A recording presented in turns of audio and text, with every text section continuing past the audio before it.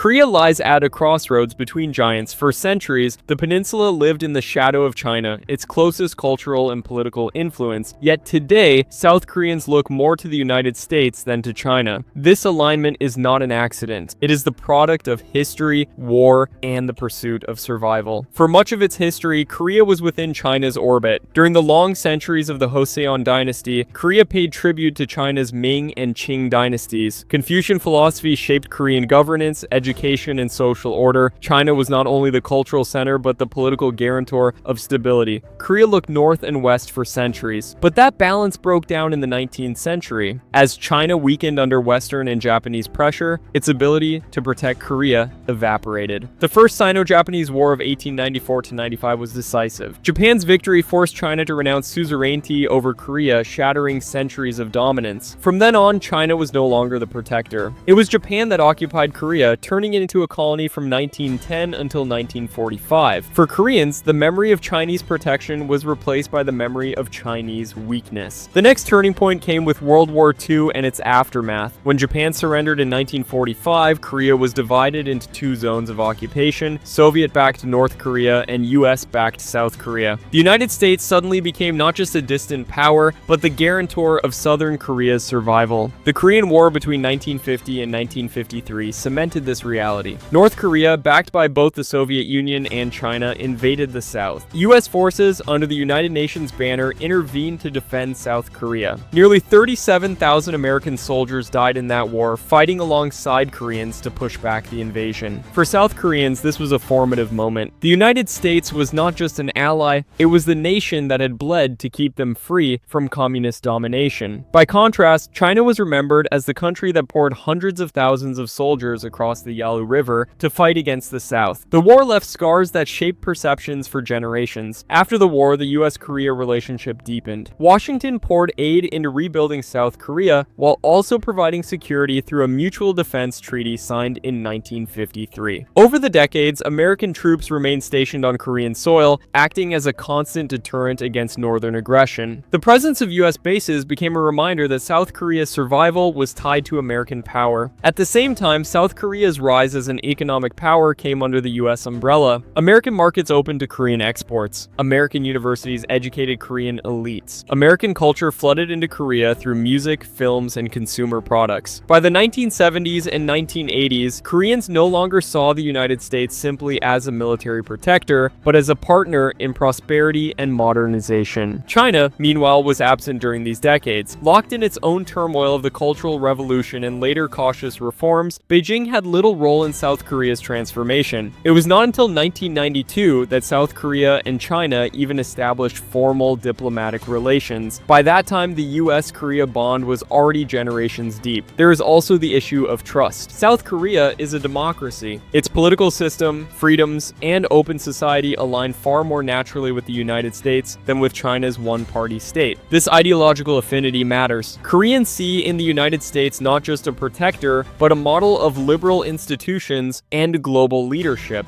China, despite being a neighbor and major trading partner, represents a system that many South Koreans view with suspicion or even hostility. Geopolitics reinforces this divide. North Korea remains the existential threat to the South, and China even today is seen as North Korea's shield. When Pyongyang tests missiles or nuclear devices, China hesitates to apply full pressure, preferring stability over confrontation. For South Koreans, this is a bitter reminder. The country that once claimed to be a protector is now the enabler of their most dangerous enemy. The United States, by contrast, deploys missile defenses, conducts joint drills, and pledges to extend its nuclear deterrent to Seoul. In the face of the northern threat, Koreans look naturally to Washington. The economic dimension complicates the picture but does not reverse it. China is South Korea's largest trading partner, consuming huge volumes of Korean goods. Yet trade does not equal trust. When Seoul agreed in 2016 to deploy the American Thaad missile defense system, China retaliated with boycotts and sanctions against Korean businesses. That episode deepened anti-China sentiment in South Korea, convincing many that reliance on Beijing carried political risks. Trade could not outweigh security. History also plays a quiet role. Koreans remember centuries of being in China's shadow, sometimes protected, often pressured. The modern instinct is to avoid returning to that subordinate position. With the United States, the relationship feels less like subordination and more like alliance. Washington is far away, not a direct neighbor favor with territorial claims or historical suzerainty. Distance makes trust easier. Generationally, too, the divide is clear. Young Koreans grow up immersed in American media, studying English, and aspiring to careers that often involve the United States. Their global imagination is shaped more by Los Angeles and New York than by Beijing. Even when they engage with Chinese culture, it is often through the lens of rivalry. In the end, Koreans look to the United States more than China because history left them little choice. China lost its position through weakness in the 19th century, hostility during the Korean War, and hesitancy in restraining North Korea. The United States earned its role through sacrifice, alliance, economic partnership, and cultural influence. Geography may make China unavoidable, but history has made America indispensable. For South Korea, survival and prosperity are tied to the nation that came from across the Pacific, not the one that sits next door. And until those historical legacies shift, Koreans will continue to look to the United States more than China.